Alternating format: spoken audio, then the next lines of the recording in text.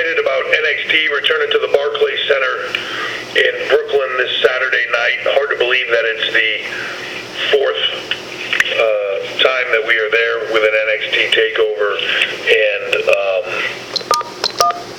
continues to grow every year and become a kind of, in some ways, I feel like Barclays is kind of, or the SummerSlam TakeOver has become a little bit of the NXT's WrestleMania, but then there's also NXT's WrestleMania, so it's a little bit weird, but it's an exciting weekend for everybody, and I feel like we have a stellar card this weekend that should really blow the roof off Barclays Center.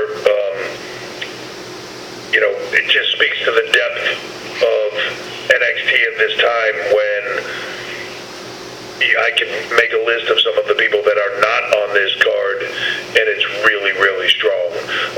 But we will have, for the North American Championship, champion Adam Cole defending against the one and only Ricochet.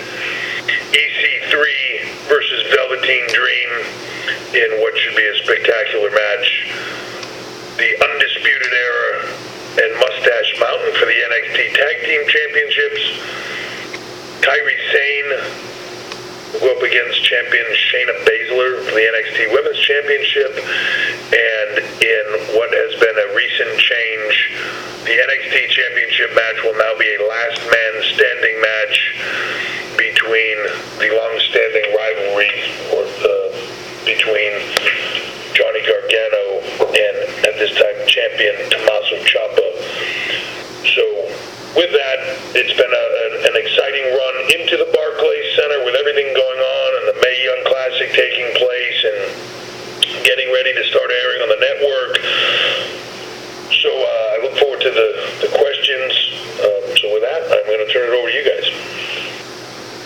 Okay, guys, usual rules. We'll keep it to one question and one follow-up, please. Thank you. As a reminder, everyone, if you would like to ask a question, it is *1 on your telephone keypad. We'll take our first question from Mike Johnson with PWInsider.com. I am shocked. Hey guys, how are you? Hey Mike. Obviously this is a big event. TakeOver in Brooklyn's historically been the biggest show for the NXT brand. You obviously had to change things up due to the Aleister Black injury. Was there any consideration to doing someone else in the three-way mat and keep it a three-way, or do another stipulation before falling on the last man standing? And were there any considerations to changing up the rest of the card because of Aleister Black's injury? So I think once the injury took place with Aleister, kind of everything goes back on the table. In a way, you're talking about one of the biggest matches on the card and the championship match, and no different than if it had been for the women's championship match as well. But it's a major shift.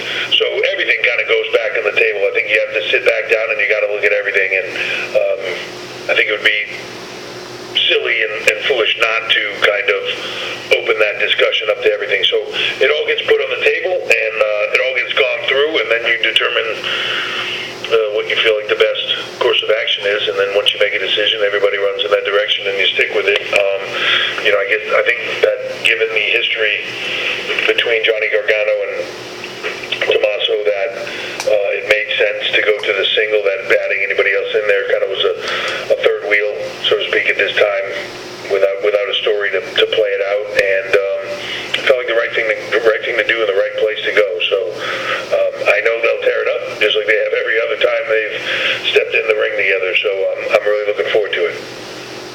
And then I guess my follow-up is sort of secondary to the Aleister Black injury. Even with him out and you guys having to make some changes at the last minute, the card is still extremely strong. It wasn't all that long ago that you and I were talking on one of these calls about restocking the cupboard with NXT after Finn Balor and Bayley and some others were pulled up to the main roster, and how you weren't happy with where things stood at that point. Obviously, it's all subjective and things change day to day, but if they start pulling people out of NXT the day after TakeOver following SummerSlam, how confident are you that the cupboard will be fine, and how do you feel overall about the current product and the current range of talent you guys have? It would be hard for me to complain about the current roster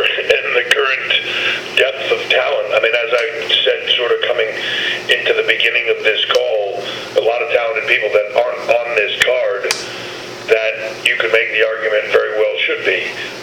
And you know, I think that's the sort of the art of doing this, and so to speak, when you get to a certain point of who makes a card and who doesn't. It's a difficult decision to make, but you want to give them the best card possible, not make it too long, all those things. So I think we have the right card, but there's a lot of people on there that could be on there. So, you know, unless we got completely just strip mine for everyone, we'd be good. You know, and that's what I like right now is there's a depth pool. There is enough people at the top to where it's very thick, but yet you also have people right underneath them chomping at the bit, you know, begging to get more time and begging to get a better shot at the top. So that keeps everybody growing and keeps everybody progressing. So to me, I'm really happy